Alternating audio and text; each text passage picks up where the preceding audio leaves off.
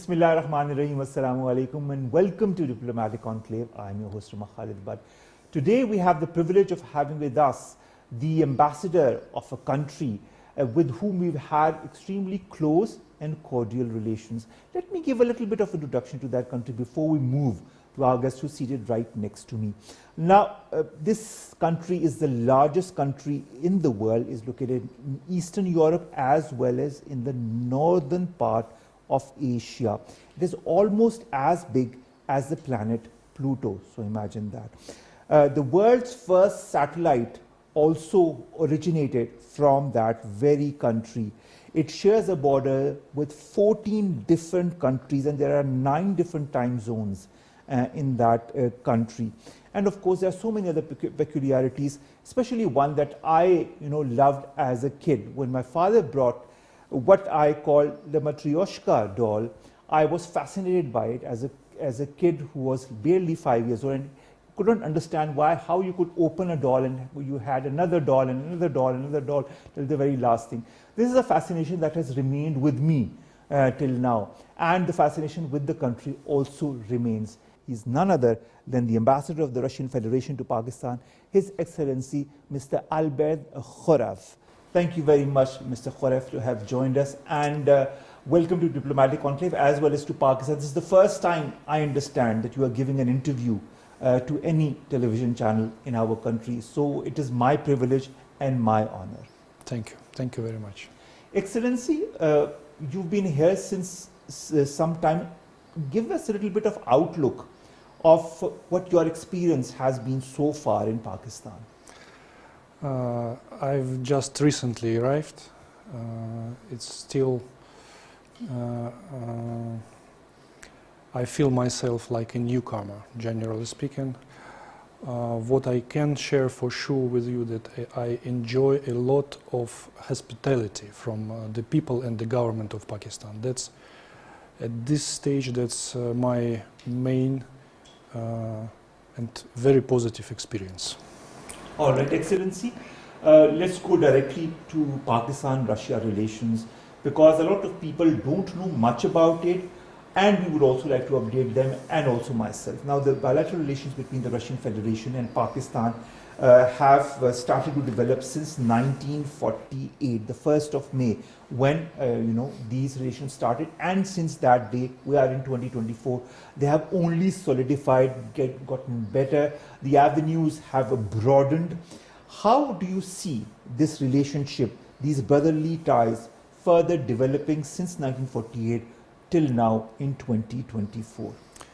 There have been many memorable moments. In 1956, the USSR and Pakistan signed a trade agreement that culminated in a landmark project of bilateral cooperation, the construction of Pakistan steel mills in Karachi. In 1965, Muhammad Ayub Khan was the first Pakistani leader who visited the USSR. And that gave an important impetus to our political dialogue. Chairman of the USSR Council of Ministers, Alexei Kosygin, returned the favor and visited Islamabad in 1968. The importance that Pakistan attached to its relation with the USSR was illustrated by the visit of Prime Minister Benazir Bhutto to the Soviet embassy in Islamabad on the occasion of a Soviet national holiday in 1988. The positive trajectory continued in the following decades, regardless of the changes in both countries. The Russian Federation hosted Prime Ministers Nawaz Sharif, Pervez Musharraf, Asif Ali Zardari, and Imran Khan, all of whom undertook visits to Moscow in order to strengthen our bilateral relations.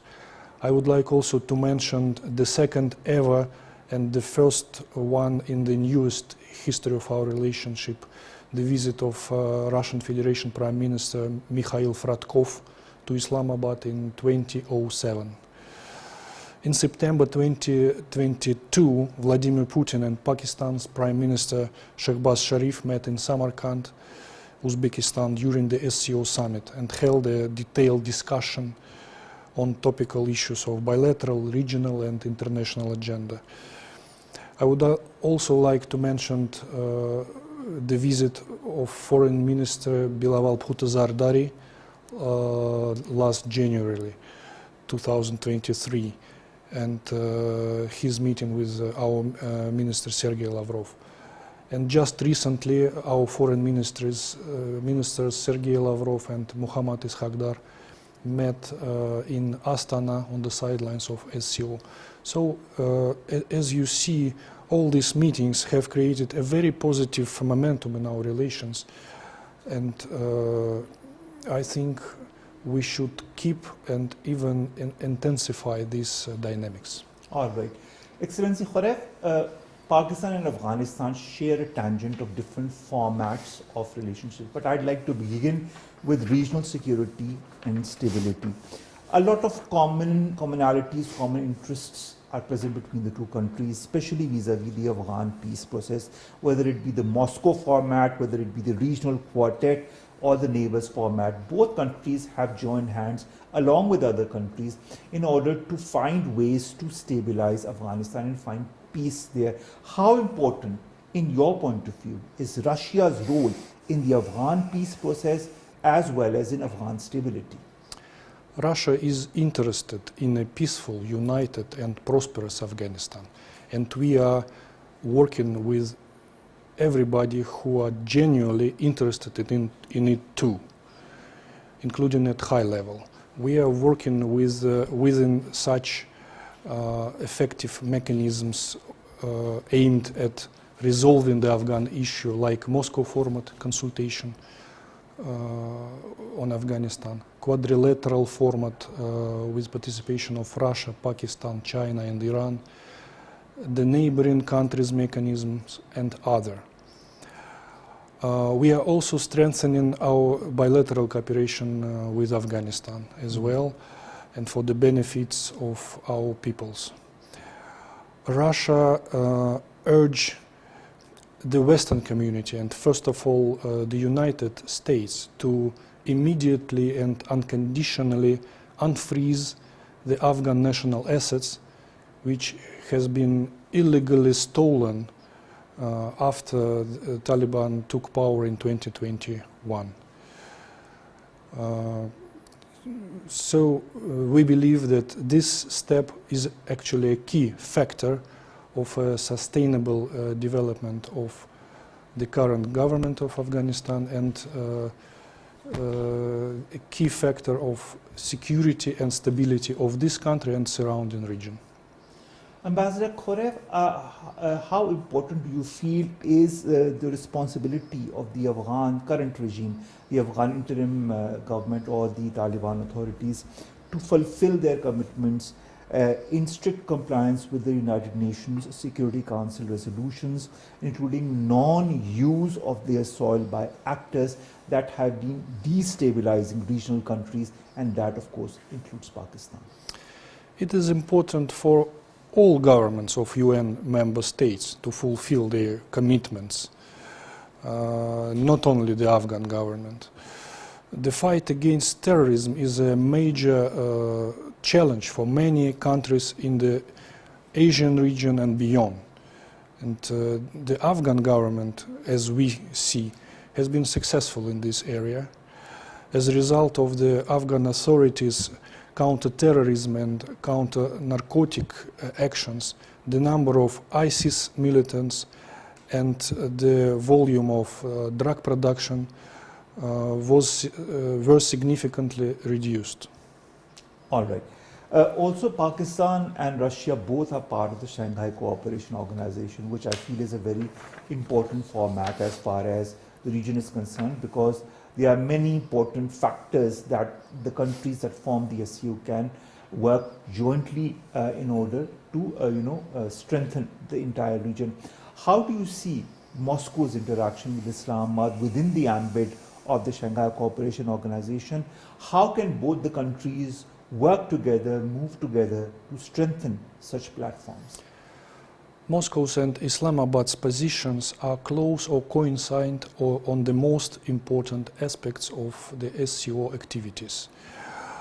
I mean, security, counterterrorism, and combating drug trafficking, promotion of economic growth, regional connectivity, and building up logistics infrastructure.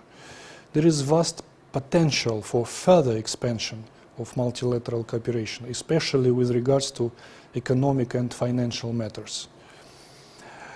The SCO is the future of our shared region, and there is no doubt that its importance will rise in the years to come. And this year, for the first time, Pakistan will chair the Council of Heads of Governments of the SCO member states. And I would like to wish the Pakistani side every success in carrying out this important mission.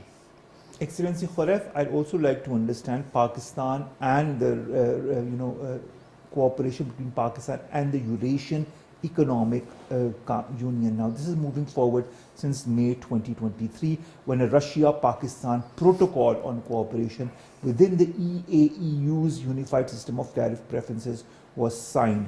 Will, in your point of view, this document help expand the trade and economic ties that exist between these countries and ease the regulatory burden as far as business is concerned? Absolutely aware of it. Cooperation between the EAEU and Pakistan is actively developing. On the basis of the protocol you have mentioned, a simplified procedure for granting tariff preferences to Pakistani goods is already put in force, and it will reduce the duration of customs operations and minimize additional checks of certificates. In addition to that, electronic declaration of goods of preferential categories will be implemented in full. All right. Excellency, Pakistan has applied for the BRICS membership and expects to join the group. BRICS is a very important group for Pakistan as well, to further for the countries that form BRICS to understand Pakistan's point of view on different affairs as well. Will Moscow support Pakistan's candidacy? For sure, we welcome the interest of our Pakistani partners in joining BRICS, which has become a major platform and that helps all of us coordinate efforts for joint building of a truly just multipolar system of international relations. The BRICS has already surpassed the G7 in terms of purchasing power parity and accounts for 36% of the global GDP, while G7 countries accounts for only 30%. And within 5 years, this gap will be even more, 37% versus 28%. So, as you know, this year Russia took the rotating presidency of the BRICS, and the key event of which will be the summit of BRICS organization in October this year in Kazan. As you also know, last year, twofold increase of membership opened up vast prospects for further strengthening. And Russia, as the current president of the organization, has a special responsibility to ensure the fastest and the smoothest integration of the new members into all the BRICS mechanisms. Another important decision which was made during the last summit was the development of new forms of interaction between the BRICS member states and non-member countries, and define the modalities of a new special category of BRICS partner states. All right. I mean, I understand the way, Russia and Pakistan both are moving together in different fora and also together in bilateral relations in order to not only strengthen each other but also strengthen the region. I think that is very important under the current geostrategic circumstances. Now, for that also political dialogue is extremely important between countries in whether it be on a bilateral level, whether it be on a regional level. Last October, Russian President Vladimir Putin met with our caretaker Prime Minister Maulana Kakar Saab on the sidelines of the high-level Belt and Road Forum that happened in Beijing. Our foreign ministers have also had very constructive engagements. We've also talked about a lot of those, foreign engagements that both the sides have had, not since now, but since quite some time. You mentioned Mr. Ayub Khan and then onwards how the different leaders have been visiting Russia and vice versa as well. Inter-parliamentary ties between both the countries are also growing, as it was evidenced by the visit of the chairman of the Senate, Salih Sanjrani, to Moscow last year in the month of June. How important, in your point of view, Excellency, are these high-level visits, political dialogue and inter-parliamentary ties between both countries in order to better understand each other and also develop better relations? Yes.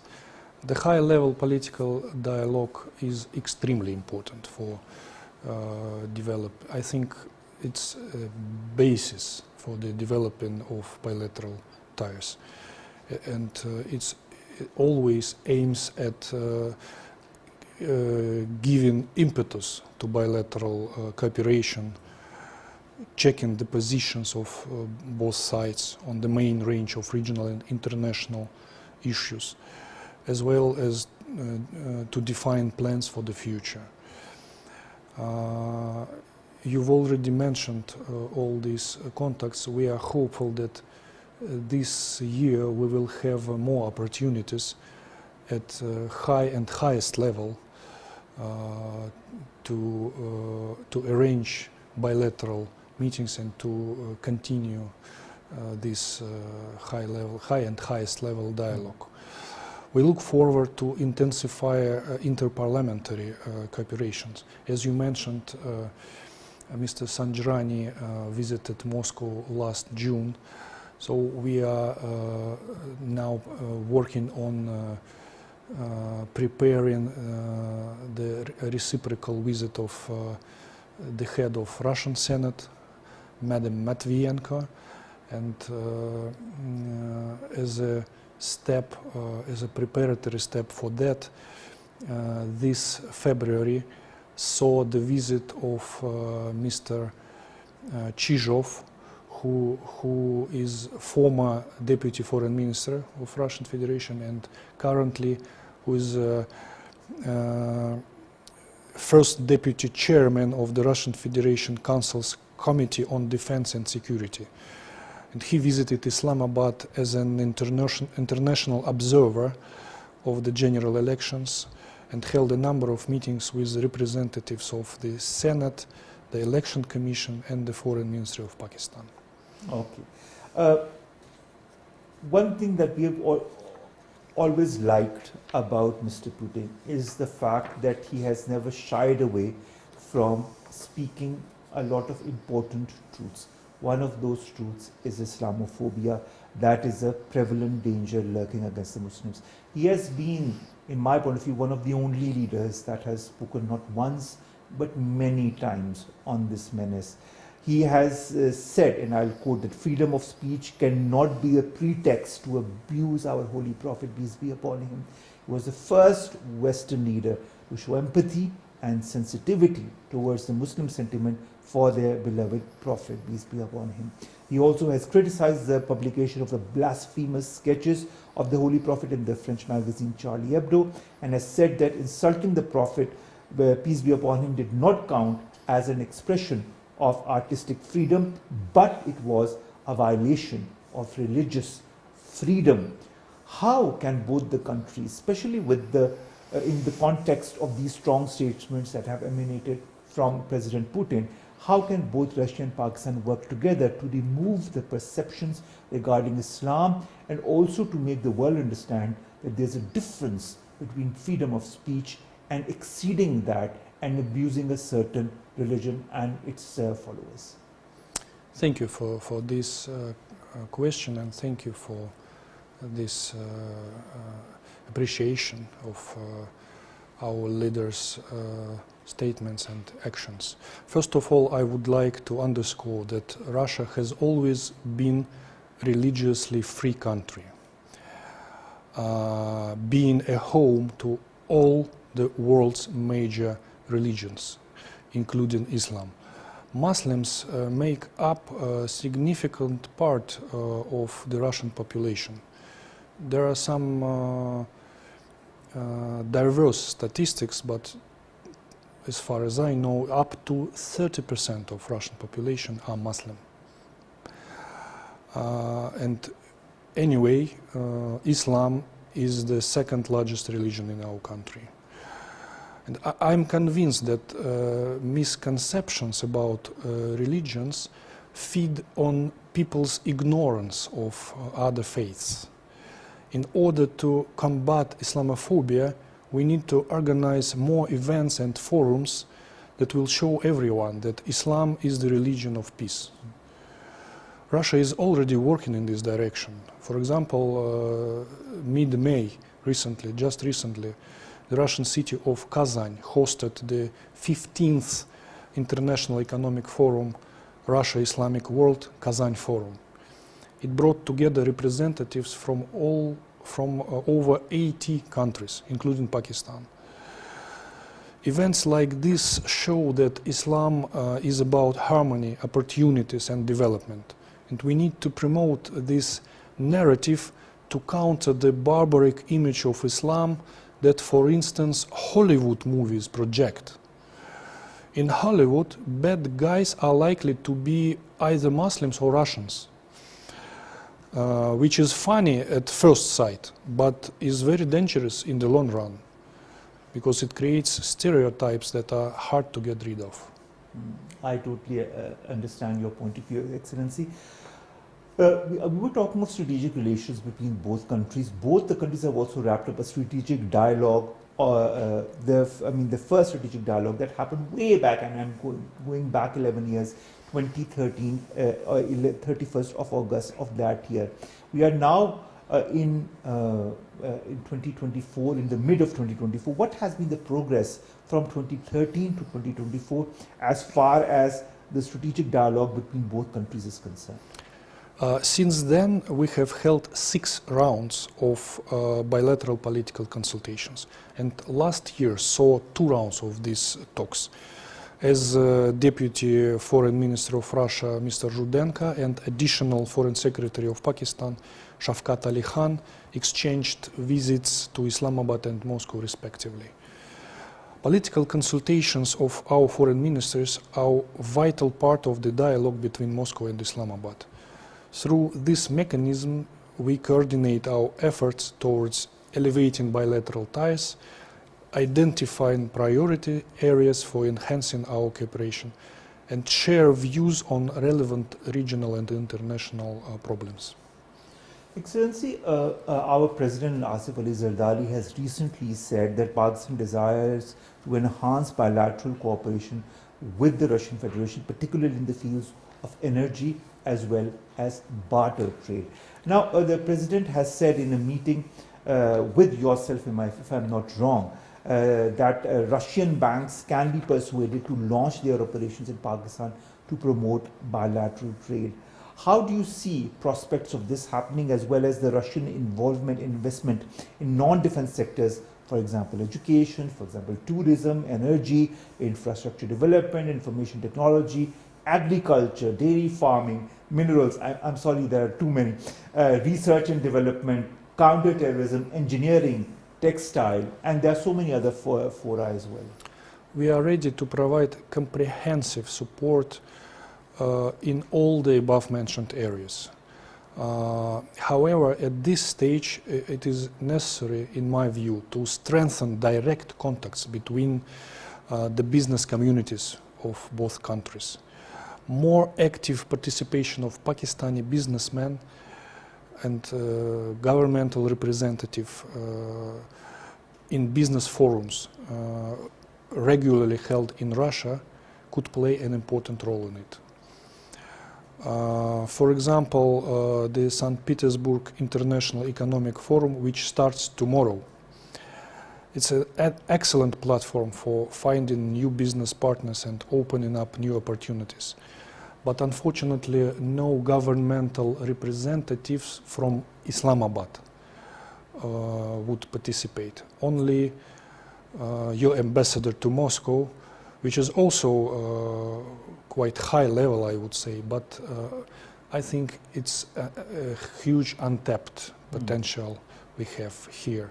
And I would like to use this opportunity and invite Pakistani businessmen and Pakistani governmental officers to consider opportunity to take part in the forthcoming forums like Innoprom in Yekaterinburg and Caucasian Investment Forum in Grozny, which we will have in July, actually next month, and as well as Eastern Economic Forum in the city of Vladivostok, which will be held in September. Excellency Khorev, how important is the Pakistan-Russia consultative group to Moscow? This group, we call it Russia-Pakistan Consultative Group on Strategic Stability, is a great opportunity for us to share and coordinate our approach with Islamabad. The 14th meeting of this group was successfully held in Moscow this February at the level of Deputy Foreign Minister of Russia Sergei Ryabkov and Additional Foreign Secretary of Pakistan Muhammad Kamran Akhtar. We strive to continue such interactions in the future as they contribute to confidence and security building in Eurasia and help us enhance cooperation within various international fora. Excellency, also in your interaction with President Asif Ali Zardari, you've said that Russia desires to play its role as far as the economic development and prosperity of Pakistan is concerned, and that both countries are cooperating on various issues like anti-terrorism, like drug trafficking. You also said that Russia desired to double the existing volume of bilateral trade with Pakistan as well. In your interaction with our Prime Minister Shehbaz Sharif, you also said that Pakistan wanted to enhance bilateral cooperation with Russia in many areas, including energy, trade, and investment. Our Premier also urged the Russian side to send a delegation to Islamabad to hold discussions with their counterparts to enhance the existing level of trade and investment ties. And also, for the early convening of the 9th session of the Intergovernmental Commission that is due to be hosted by Russia later this year. You have also said that for the first time, Pakistan-Russia trade volume has crossed the $1 billion mark. What are the latest developments as far as bilateral trade between Pakistan and the Russian Federation is concerned, as well as the IGC? How can both countries improve on trade? What are the avenues that you feel are important? Exactly. You rightfully mentioned that trade turnover between Russia and Pakistan reached an all-time high in 2023, approaching $1.1 billion. However, much remains to be done in the area of trade, the development of which is one of our top priorities. We pay special attention to such spheres as energy, agriculture, and industry. The main mechanism of our trade development is Intergovernmental Commission on Trade, Economic, Scientific, and Technical Cooperation. And Russia and Pakistan have reached an agreement by the end of this year to hold another 9th round of this consultation. And this forum will bring together not only government officials, but also the representatives of our country's business communities. We are quite optimistic about this channel of communication, I would say, and we are hopeful to reach new records in our bilateral trade, and you rightfully mentioned that now the plan is, it's my personal opinion that we have all the opportunities to reach $2 billion US dollars by the end of this year. Excellency Khorev, our Prime Minister Shehbaz Sharif is in the People's Republic of China. Of course, he's undertaken an important visit, and for both the countries, one of the most important avenues as far as cooperation is concerned is the China-Pakistan economic corridor. When it comes to Russia, is there any inclination that your country has in order to join the CPEC? First of all, I would like to wish all the success to your Prime Minister in his visit to China and to reach all the planned aims and tasks. As for the CPEC, Russia believes that this project makes a significant contribution to the economic progress of Pakistan as well as to the wider regional connectivity. If the participants find this possible and necessary, Russia would be ready to consider the relevant requests and to discuss various options of cooperation within this or other regional economic projects. All right. Excellency, Mr. Nikolai Shulginov, who I managed to interview as well when he came, and I had the privilege to do that.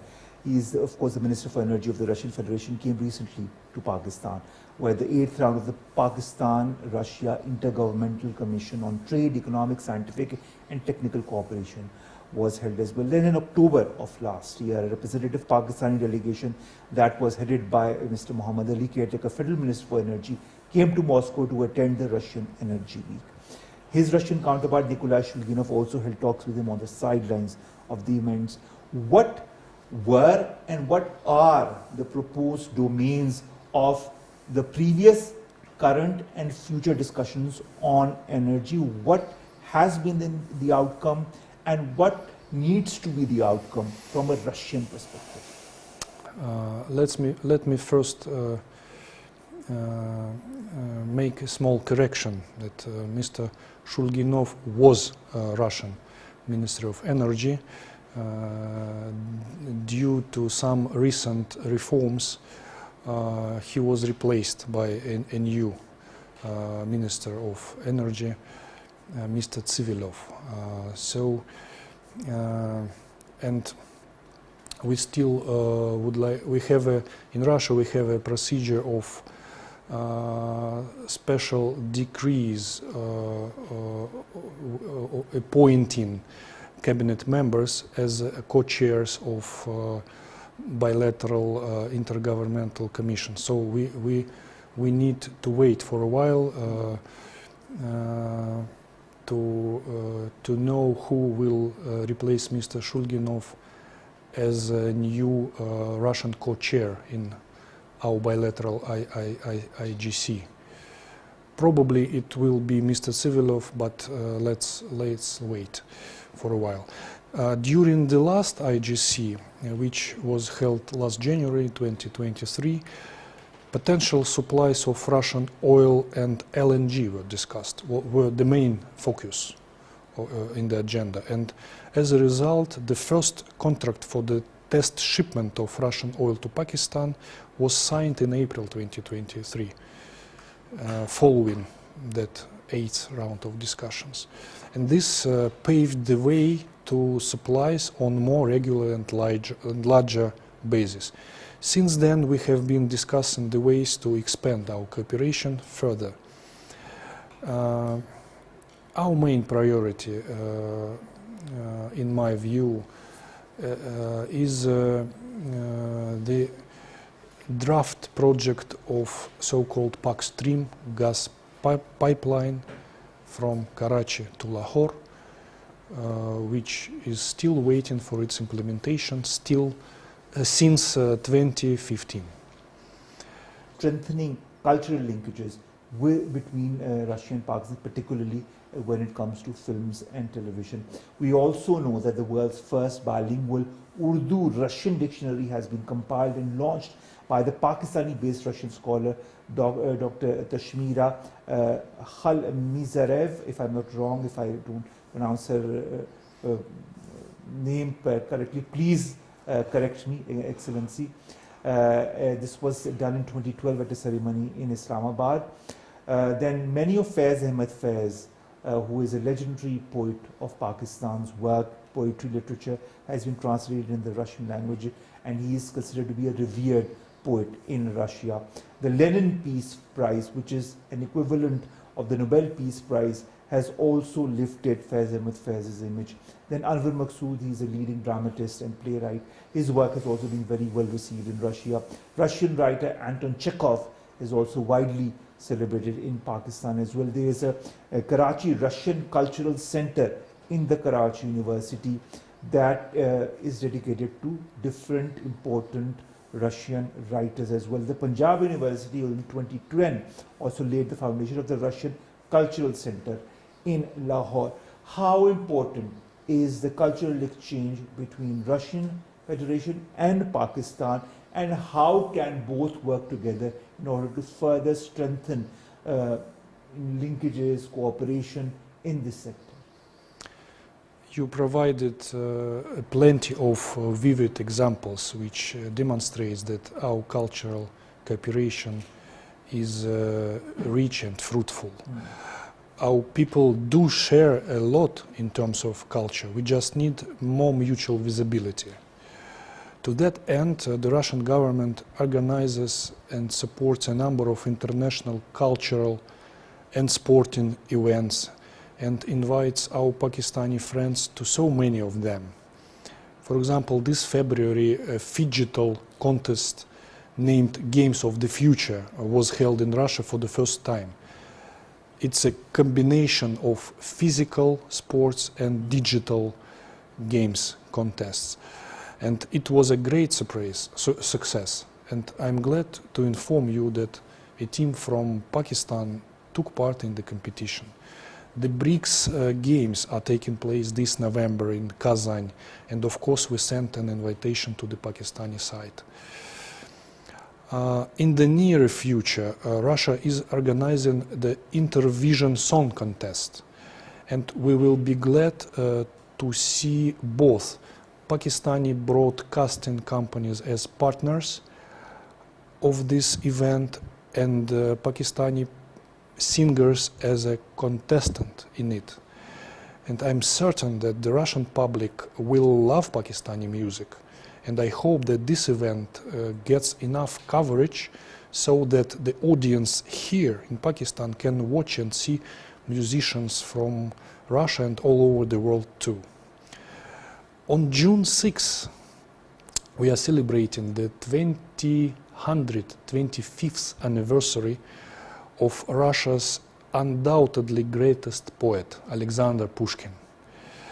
Some of his works, both verses and prose, are translated into Urdu as well. So if you don't know much about the Russian literature, yet this is a great place to start. Likewise, I was glad to learn that a collection of short stories but by famous Pakistani writer Saadat Hassan Manto was translated into Russian last year. I'm sure that such exchanges will mutually enrich our country's cultures. I think they also are excellent to make us understand each other's traditions, each other's social life, our values, and what our society and different parts of our society represent to us. I think that way we can understand each other better, and nothing better than cultural exchanges. You said, you talked about, broadcasters that need to highlight the different cultural events that are happening. You mentioned one in particular. Speaking of the broadcasters, you have a Russian state channel, Russia Today, that is an English language channel. We have a state channel on which you are giving this interview, that is PTV World. There's also an Arabic channel that you have started as well. We haven't yet, but let's see what happens in the future. But I think English is an interesting and important channel, and state-run English channel is very important in this day and age for any country, whether it be Pakistan or whether it be Russia. What are the prospects of media collaboration between the two countries? I was talking to one of your colleagues before this interview started, and I said it would be very interesting to have people from the Russian media come to Pakistan and explore Pakistan media, and people from the Pakistani media go to Russia and explore Russian media, and maybe find avenues to collaborate together on different projects. I agree that our countries have great potential for media cooperation. Pakistan has a large number of print and electronic media that do a great job in terms of objective reporting, and your network is one of them. What we need is more collaboration between our media channels. It could be done by exchanging news articles and reports between Russian and Pakistani news agencies. And I believe that both the Russian and Pakistani public would benefit greatly from it. At the same time, I'm convinced that the predominant influence of Western agencies in the Pakistani media space is not conducive to the freedom of speech. They propagate their narrative and show only one side of the coin. What we want is to show Pakistani citizens the other perspective and let them choose what they want to believe in. To this end, we are discussing possible MOUs with Pakistan's leading news agencies and journalist associations so that Pakistan can learn more about Russia and vice versa. I think that's a very interesting prospect, and I hope that realizes sooner than later. Also, education is one very important factor, both for Pakistan and for Russia. Russia's education sector is extremely important, and we have seen how strong it is for bringing out the younger generation that is more learned, that understands Russia and that understands the world better than so many others. Now, you have also inaugurated, renovated and upgraded classrooms for teaching and promotion of the Russian language at the Punjab University. I mentioned it a bit before also when we were talking of cultural collaboration between the two countries. What can be further done in order to strengthen cooperation between Pakistan and Russia in the education sector? Can there be more, maybe institutions open to learn Russian language in different universities in Pakistan? Could there be more aspects of that? What's your take on that? We attach great importance to developing our education cooperation with Pakistan. We provide Pakistani students with 50 fully funded scholarships per year that enable them to study at Russian universities. Personally, I think that this number is not enough. It needs to go up, and we are currently working on it. Last year, the Russian Science and Culture Center in Karachi organized 2 education expos with Russian universities from Moscow, St. Petersburg, Kazan and Yekaterinburg, showcasing their programs. You're right, quite recently, just this April, I had an opportunity to inaugurate the Russian Language Center at Punjab University in Lahore. Before that, we've opened 2 such centers in Sargodha and Karachi as well. And I hope that it will attract more students who will learn Russian. I believe there is a need of opening up opportunities for Pakistani pupil also to get education in accordance with or in coordination with the Russian education system. And there is an interest here, and we are now launching the work, which hopefully result in opening such a school. There are a lot of other ideas and initiatives. Again, I would say it again that education together with culture and trade relationship are the main areas, priority areas, which I consider as my utmost priorities as an ambassador All right. in your country. So let's see, let's hope that within the next years during your stay, that those priorities will be solidified, will be strengthened. Speaking of priorities, what are other avenues that you feel could be explored between the two countries, apart from, of course, the priority areas that you have mentioned?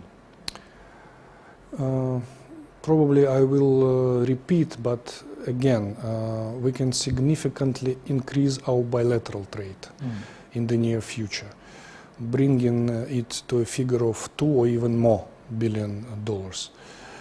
It's the need of the hour to continue energy cooperation and launch practical work on our joint infrastructural projects. Agriculture can be another driver of growth. Our educational and cultural ties should be increased manifold. Last but not least, Moscow strives to continue and further elevate the political dialogue with Islamabad. The fruitful exchanges between officials and experts of our countries, joint efforts within such multilateral formats as the UN, the OIC and SCO.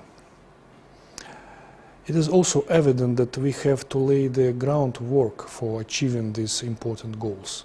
The legal foundation of our bilateral cooperation needs an update, as many of the treaties were concluded decades ago. We also have to harmonize customs practices and quality standards for our products in order to facilitate trade. On the world stage, Russia, Pakistan, and other like-minded nations of the global majority should put a lot of effort into creating a truly modern and just international financial system, including independent banking channels that wouldn't be vulnerable to unilateral decisions of hostile overseas entities. These measures will help us maintain and bolster the positive trajectory of bilateral relations. All right, let's hope that this trajectory of bilateral relations further extends, expands, solidifies, and strengthens in the days to come, especially during your tenure, Excellency. Finally, what would be your message to Pakistan, to the Pakistani people, and to our PTV World audience? I would like to draw the attention of your audience to the main pain, the main current pain of Russia, the conflict in Ukraine. And I would like to say that today, by defending its sovereignty in Ukraine, in confrontation with NATO's war machine, immediately at our borders, Russia is also fighting for the world's majority, the global South and East. We are fighting for the formation of truly multipolar, just world order. We are fighting against the West's efforts to impose neocolonialism around the world, including in Pakistan. The wonderful people of Pakistan deserve a great future, and the Russian Federation is ready to help ensure overall developments of Pakistan. First of all, its energy and food security. Pakistan, Rusi, Dosti, Zindabad.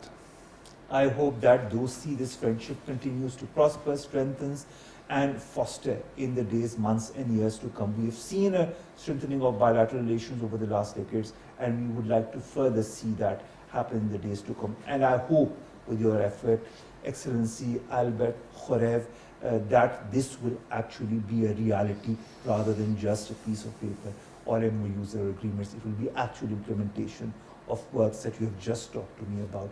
Thank you so very much, Excellency Albert Khorev, to have joined us, to have talked to us about Pakistan-Russia relations, what needs to be done, what has been done, what we should expect in the coming days, and how both countries can work together in tandem in order to solidify that friendship, that brotherly relation that exists between the two countries, as is evident by the different spheres, by the different avenues in which we are already cooperating. Thank you so very much, sir, to have joined us, and wish you a very pleasant continuity of stay. And I hope I get to interview you the next time, and when you will say that, look, I told you that the bilateral trade would be 2 billion or more. Now you've achieved that 2 billion US trade, bilateral trade, and maybe even more. I look forward to that, Excellency, because I know that you are passionate and you have that, that drive in you to move in that direction. Ladies and gentlemen, that brings us to the end of today's interview. We'll see you inshallah very soon with another guest. Take care of yourselves.